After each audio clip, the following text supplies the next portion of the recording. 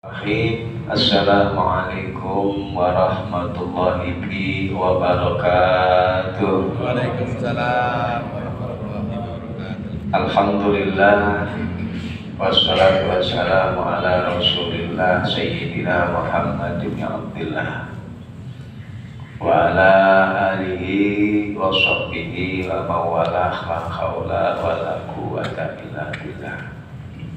Subhanaka la ilma lana illa ma 'allamtana innaka antal alimul hakim wa tub 'alaina innaka antat tawwabur rahim. Rabbi shrah li sadri wa yassir li amri wa hlul 'uqdatam min lisani yafqahu qawli. Amma ba'du. Hadratal mukarram wal muhtaram, para talabah, para jamaah yang dimuliakan oleh Allah Subhanahu wa taala. Puji syukur alhamdulillah atas anugerah dan juga nikmat yang Allah berikan kepada kita semua. Alhamdulillah kita masih diberikan nikmat sehat, nikmat panjang umur, dan juga nikmat kesempatan yang mana alhamdulillah kita sekarang berada di akhir-akhir bulan Sya'ban, mendekati bulan yang agung, bulan yang mulia, yakni bulan suci Ramadan, bulan yang penuh berkah. Awaluhu rahmah wa awsatuhu maghfirah wa akhiruhu itkum minan nar. Permulaan 10 hari di awal bulan Ramadan adalah rahmat dari Allah Subhanahu wa taala. Allah banyak memberikan rahmat dan anugerahnya di 10 awal bulan Ramadan. Wa awsatuhu maghfiratun. 10 kedua pertengahan bulan Ramadan adalah ampunan dari Allah Subhanahu wa taala. Dan akhir 10 dari bulan Ramadan itkum minan nar, dibebaskannya hamba-hamba Allah dari siksa api neraka. Bulan di mana setiap amalan fardu kita akan dilipat gandakan 70 kali lipat, dilipat gandakan 70 kali lipat pahala ibadah fardu kita. Ibadah sunnah kita akan bernilai pahala ibadah fardu. Setiap aktivitas baik yang kita lakukan akan bernilai pahala yang berlipat-lipat ganda. Makanya Rasulullah SAW mengatakan naumu sha'im ibadah. Tidurnya orang yang berpuasa akan bernilai ibadah di hadapan Allah Subhanahu wa taala. Karena dia berusaha untuk menjaga pandangannya, untuk menjaga lisannya dari hal-hal yang diharapkan oleh Allah Subhanahu wa taala. Dia tinggalkan itu semua, dia tidur, maka setiap tarikan nafas di dalam tidurnya bernilai pahala ibadah di hadapan Allah Subhanahu wa taala. Bulan yang dirindukan oleh kebanyakan para kekasih-kekasih Allah. Bahkan para sahabat berusaha berlomba-lomba untuk beribadah di bulan Ramadan. Andaikan ada yang mau menjual 1 hari saja dari hari-hari bulan Ramadan, niscaya akan aku beli dengan harga berapapun. Maksudnya apa? Mereka di dalam menghidupkan bulan Ramadan itu udah full 24 jam full habis buat ibadah, masih kurang. Kalau ada yang mau jual, saya beli. Jauh dengan kita. Kalau kita kebanyakan ke mall ya, adem-adem AC. Zaman dulu, kalau zaman sekarang udah pada punya AC. Zaman dulu tuh masih kecil, bulan puasa panas, pengen ke mall, dingin, AC ya, biar kagak haus pulang-pulang maghrib. ntar ngabuburit sore-sore, ajak anak, ajak bini. Ya, kalau kita bulan Ramadan habisin waktu dengan hal-hal ya nggak apa-apa. Tapi kalau kita lihat orang-orang dulu itu luar biasa. Ya, bahkan mereka mengharapkan 1 tahun penuh itu Ramadan, karena begitu mulianya, keagungan daripada bulan suci Ramadan. Bahkan Nabi Muhammad di dalam khutbah pada akhir bulan Sya'ban, di antara isinya adalah menjelaskan tentang keutamaan bulan Ramadan, untuk memotivasi kita agar berusaha meraih keutamaan Allah yang Allah turunkan di bulan Ramadan. Makanya kalau di kota-kota bulan Sya'ban ini bulan banyak tawakufan majelis taklim. Tawakufan ya tawakufan, asal katanya wakofan.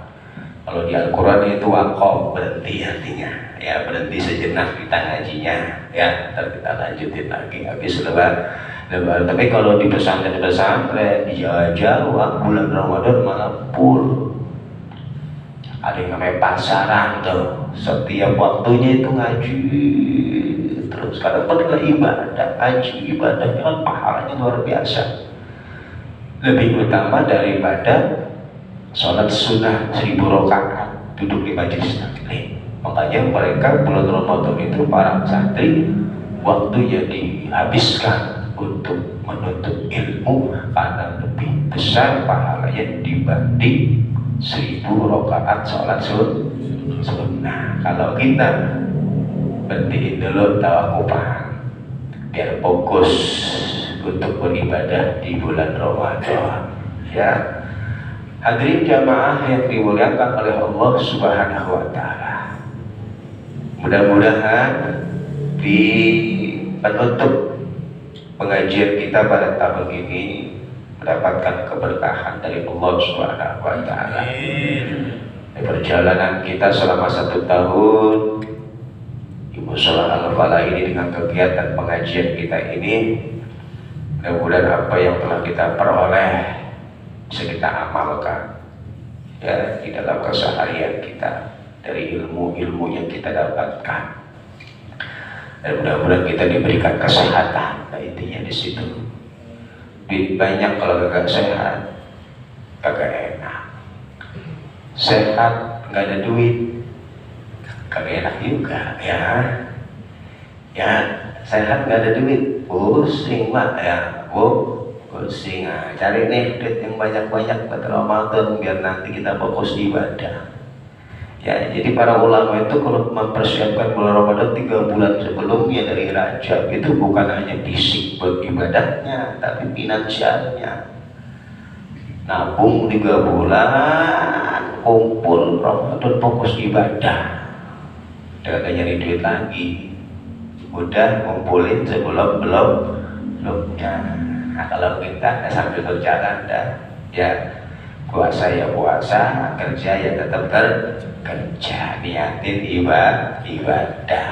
Karena kerja kita juga menilai ibadah di mata Allah Subhanahu wa Ta'ala, ya. Hadirin jamaah yang dimuliakan oleh Allah Subhanahu wa Ta'ala. Ini kita masih melanjutkan dari pembahasan materi fikih kita yang berkaitan dengan hal-hal yang membatalkan puasa. Di antaranya adalah la biqal'in nahamatin minal batin awid dimagi ilal dohir. Ini udah kita bahas kemarin. Jadi tidak membatalkan ketika berulang-ulang qal'i. Qal'i itu kan menyebut, ya, qal'i berarti mengeluarkan riya secara berulang-ulang, baik itu riya yang sumbernya minal batin berarti dari perut, awid dimagi atau yang dari otak sumbernya, kita keluarkan ilal dohir sampai dengan batasan dohir, maka hal tersebut tidak membatalkan puasa. Jadi mengeluarkan riya berulang-ulang ketika puasa baik itu riak yang sumbernya dari perut atau yang dari otak, itu tidak membatalkan puasa, ya. Nah, mengeluarkan itu sampai ila dhahir, batasan dhahir. Wa huwa makhrajul ha al muhmalah. Dan batasan dhahir itu adalah tempat keluarnya huruf ha. Jadi kalau riak kita keluar ini nongol di sini nih. Nah, itu berarti sudah keluar itu. Kalau ini riak kita telan sengaja, maka puasa kita menjadi batal. Karena memasukkan sesuatu ke dalam perut itu membatalkan puasa. Karena riak yang sudah kita keluarkan itu termasuk bagian luar. Kecuali riak-riak yang masih di dalam, yang masih di otak, kita telan kan itu kebangan. Tapi kalau udah ya, aduh sayang ini gak ada tulangnya, kalau dibuang sayang, dia telan itu riak yang batal, ya.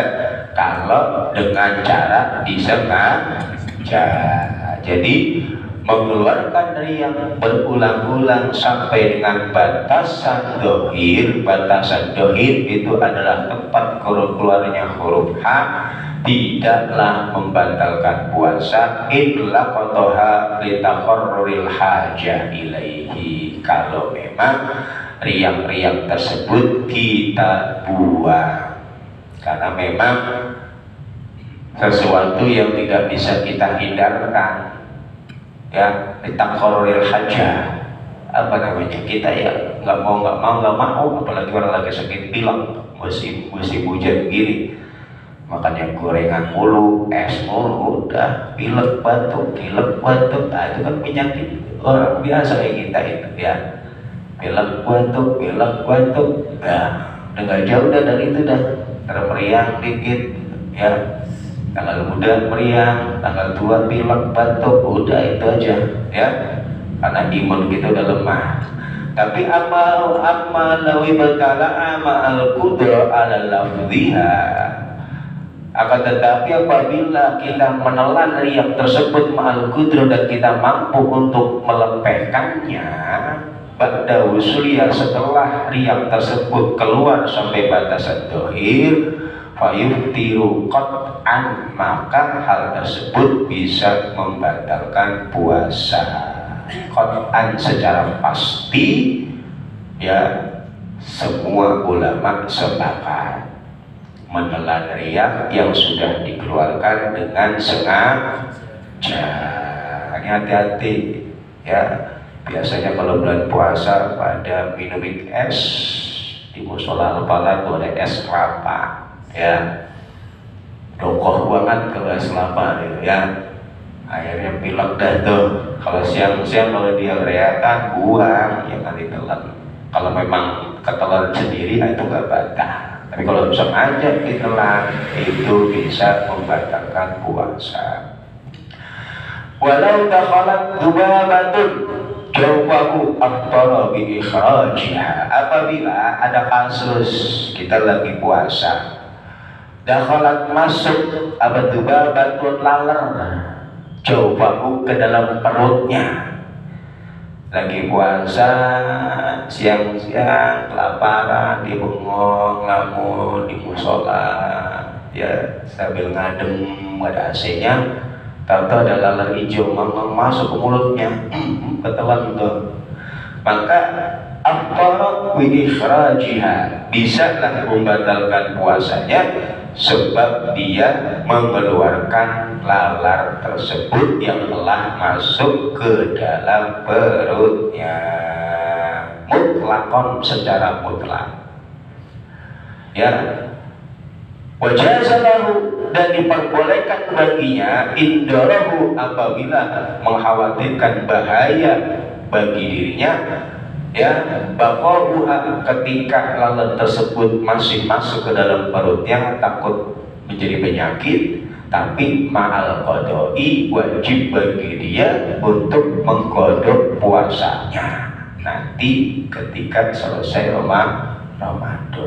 Lagi tiduran, tahu-tahu lalat masuk, udah gak usah dikeluarin, rezeki dari Allah Subhanahu wa Ta'ala. Tapi kalau takut sakit, waduh ini lalar hijau, lalar dari bantar kebuang lagi, wah ini bisa parah, ini bisa kita lemah dan keluarin aja dan paksa batal puasa Anda. Tapi nggak dosa, tapi tetap wajib qada. Jadi ibadah apapun ketika dalam keadaan darurat kita tinggalkan nggak dosa, tapi wajib qada. Seperti sholat, kalau kita ketiduran nggak disengaja nggak sholat nggak dosa, tapi wajib qada. Puasa juga begitu ya. Bedanya kalau orang nggak puasa, sengaja nggak puasa, dia dosa plus wajib qada. Tapi kalau dalam kasus seperti ini dia nggak dosa karena darurat, tapi qada tetap wajib. Itu bedanya di situ ya. Utang tetap, itu bedanya dia nggak mendapatkan dosa dari Allah Subhanahu wa Ta'ala. Jadi secara mutlak mau itu membahayakan bagi dirinya atau tidak, ketika dia mengeluarkan lalar yang sudah kandung masuk, maka puasanya menjadi batal. Kama akta bin syekhuna, seperti hal yang difatwakan oleh guru kami.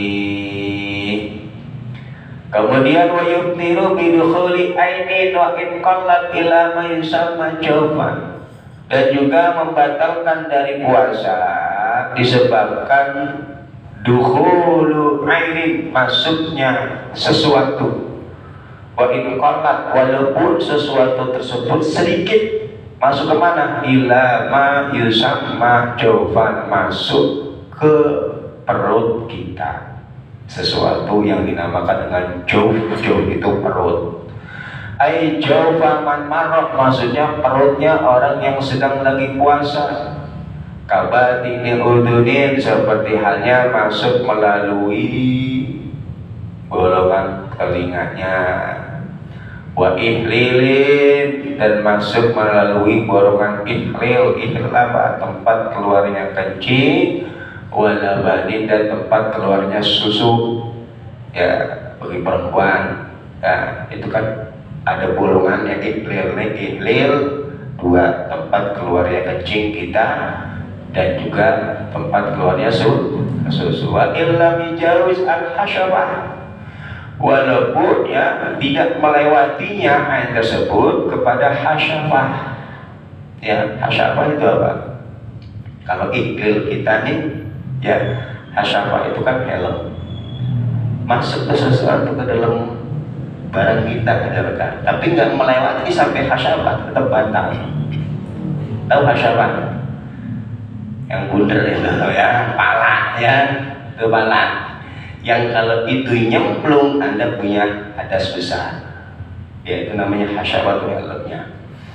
Kok masuk tuh dari bolongan ihlil Anda sesuatu walaupun tidak melewati hasyabahnya, batal. Ya, jauh itu bolongan, intinya bolongan-bolongan yang ada di dalam tubuh kita. Ya, kalau ihlil itu pentil dan hasyabah. Ya, wa illam ijawiz al hasyabah awil hulmatah, atau juga tidak melewati pada pentil kalau perempuan. Ya, masuk tuh melalui bolongan itu walaupun tidak melewati pentil putingnya itu. Ya, tahu semua kan itu? Kalau udah punya pada bini udah pada tahu ya. Ya, tahu lagi? Oh tahu ya. Wa wusulu asabiil mustanjiyati, dan juga masuknya deriji perempuan yang cebok ila warai ma yadharu min farjah an inda julusiha, masuk kepada sesuatu atau bolongan yadharu yang nampak min farjiha dari kemaluannya inda julusiha ala qadamaiha, ketika dia jongkok dengan kedua kakinya.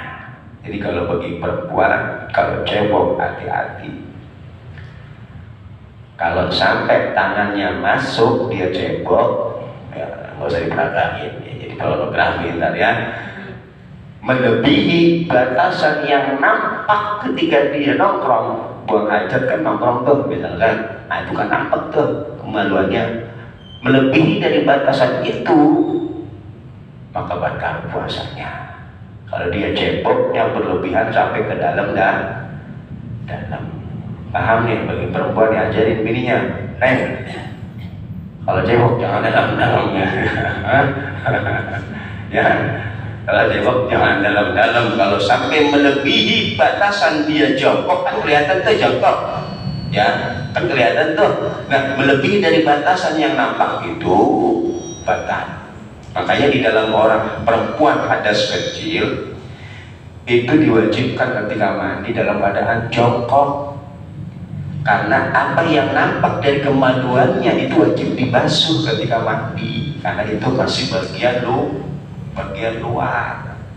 Kan kalau kita mandi besar itu kan semua bagian tubuh kita yang bagian luar itu wajib terkena air semuanya, rambut, kulit kepala, semuanya ini harus terkena air. Begitu juga bagi perempuan, anggota dari kemaluannya yang ketika dia jongkok kelihatan itu bagian luar harus terkena air. Maka yang gak kelihatan itu bagian dalam. Nah, kalau dia memasukkan drijinya melebihi dari batasan luar, maka membatalkan puasa. Usulu asabiil mustanjat, masuknya drijinya perempuan yang cebok ila wara ima yadharu min farjiha, kepada bagian dalam yang nampak dari kemaluannya ketika dia jongkok. Ya, jadi kalau cebok bagi perempuan jangan dalam. Hal tersebut mufattarun, ya, muftirun, bisa membatalkan dari puasa. Wakada, dan begitu juga hal yang membatalkan puasa adalah usulu ba'dil unmulati ilal masrabah, yakni masuknya ujung-ujung driji kita ilal masrobati, kepada sesuatu yang dinamakan masrobah. Apa? Bol, bahasa sininya bol, ya. Kalau pantat itu kan keseluruhan, kalau bol itu masrobah bagian dalam. Jadi kalau cebok itu ya habis BAB jangan dalam-dalam, ya. Kalau driji kita sampai masuk ke dalam, nah itu bisa membatalkan dari puasa, ya. Wakada atlaqo al-qadi wa qayyada as-suki bima idza wasala ilal mahallil mujawabati minha. Begitu juga yang dikuatkan oleh Imam As-Suki dalam permasalahan ketika masuknya sesuatu minha, ya, dari ain tersebut, ya, ilal mahalli al mujawabi, kepada tempat-tempat yang bolong, minha, ya, dari orang yang sedang berpuasa. Hal tersebut minha, dari masrobah, ya. Jadi masuknya sesuatu ke dalam bowl kita juga itu bisa membatalkan puasa, seperti halnya obat yang dimasukkan melalui pantat tuh, nah itu batal, ya, kan ada tuh, ya, itu juga bisa membatalkan dari puasa. Bi khilafi awali al-muntau biki fa innahu laysa majhuban, berbeda dengan, ya, bagian depan daripada masrobah al-muntarbiki, ya, menutup, kadang kebuka kadang tertutup, itu tidak dinamakan jauh, ya. Jadi kan kalau, ya, kita lihat di bola ayam aja dah, mut. Nah, kalau yang masih bagian itunya itu bukan bagian dalam. Ketika sudah masuk kepada, jadi melebihi lempitan bol kita. Di bol kita itu ada berapa lempitan, coba dihitung. Itu ulama ada itu, yang anak lupa itu. Dihitung sama ulama, ya, lempitan bol itu oleh ulama dihitung, ada itu berapa itu kita beda tentang lempitan bol kita, maksud lempitan gerak itu sampai segitunya di dalam cara untuk menentukan hukum, kehati-hatiannya diteliti sampai ke situnya. Kalau bahasa sekarang yang medis itu betul-betul diteliti lempitannya aja sampai tahu. Ya, boro-boro ganti lempitan orang ya. Kalau nggak lempitan sendiri kan ya susah lempitan orang ya. Ya, luar biasanya maksudnya begitu kehati-hatiannya. Ya, jadi kalau sudah masuk ke sana, sesuatu apapun itu bisa membatalkan puasa. Tapi kalau sebelum sampai masuk di batasan lempitan tersebut, itu tidak membatalkan dari puasa, karena hal tersebut bukan dinamakan jauh bolongan dari anggota tubuh kita. Wa ulhiqa bihi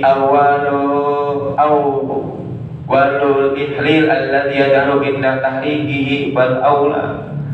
Begitu juga tidak membatalkan puasa ketika masuknya sesuatu kepada permulaan dari ihlil alladhi yadaru inda tahriqiha, yakni bolongan dari kemaluan kita dan puting perempuan, ya, yang akan nampak indah tahriki ketika digerak-gerakkan. Kalau cuma sampai batasan situ tidak membatalkan dari puasa, ya. Wa qala waladu wa qul qadi al-ihtiyatu ayyataghawadu bil laili muradahu anna iqa'ahu fi khairin minhu fin nahari li alla yasila syai'un ila jawfi masrabatihi. Maka para ulama menyarankan kita untuk kehati-hatian agar dianjurkan bagi kita pada malam hari untuk mengosongkan perut kita, intinya membersihkan diri kita, ya, dari mulai buang hajat, gosok gigi, mandi, bersih-bersih, dilakukan itu semua pada malam hari untuk menjaga takut-takut ketika kita melakukan aktivitas tersebut ternyata, ya, ada sesuatu yang masuk dari anggota tubuh kita. Sadar tidak sadar ternyata ada yang masuk, misalkan yaitu mempengaruhi daripada nilai kualitas ibadah kita.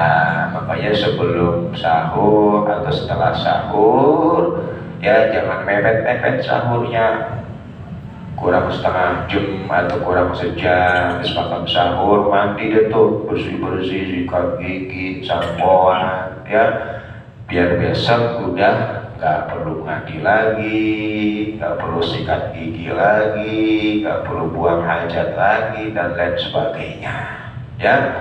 Ini al-ihtiyat, untuk kehati-hatian, ayyataghawwadu bil-lail, untuk bersiap-siap atau membersihkan diri pada malam hari, yang mengkhawatirkan terjadinya masuknya sesuatu ke dalam perut kita.